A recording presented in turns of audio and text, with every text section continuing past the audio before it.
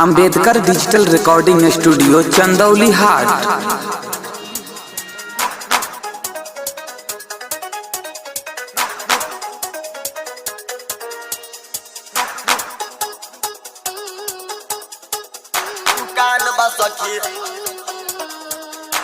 यह हो अमरजीत सवारिया हिला देला पूरा बिहार।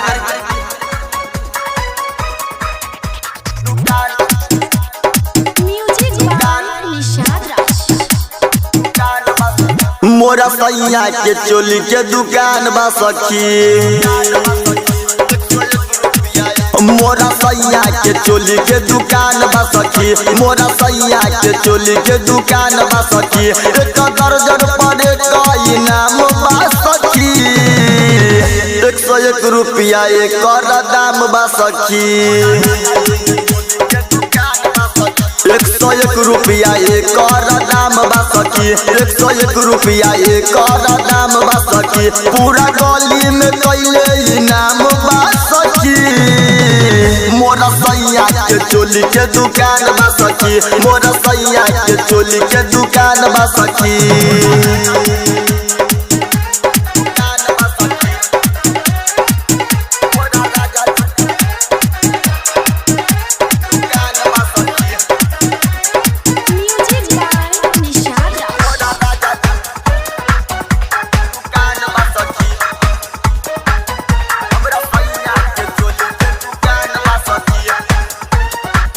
सिंगिंग बाय अमरजीत सवारिया।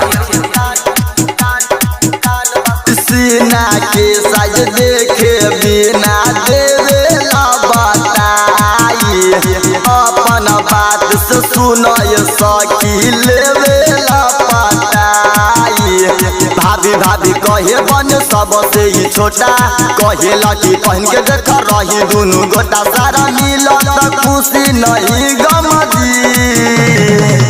हमरा सैया के चोली के दुकान बा सखी, हमरा सैया के चोली के दुकान बा सखी। 101 रुपया एक दाम बा सखी। मोरा सैया के चोली के दुकान बा सखी, मोरा राजा जी के चोली के दुकान बा सखी।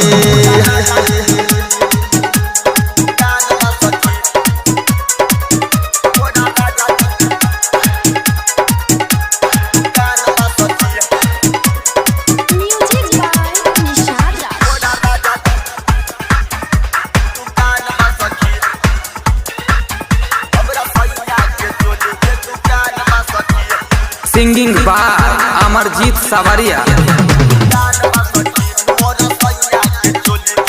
अमरजीत निषाद देखी रहेला हैरान हो। पियऊ हमारा ससुरा नैहर सबे के बाते शान हो।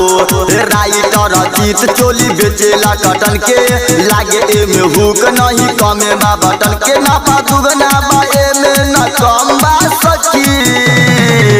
हमरा सैया के चोली के दुकान बा सखी, हमरा राजा जी के चोली के दुकान बा सखी। एक दर्जन पर कई नाम बा सखी।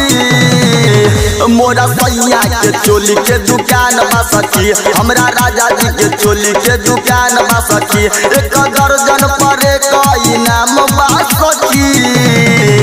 हमरा राजा जी के चोली के दुकान बा सखी, हमरा सैया जी के चोली के दुकान बा।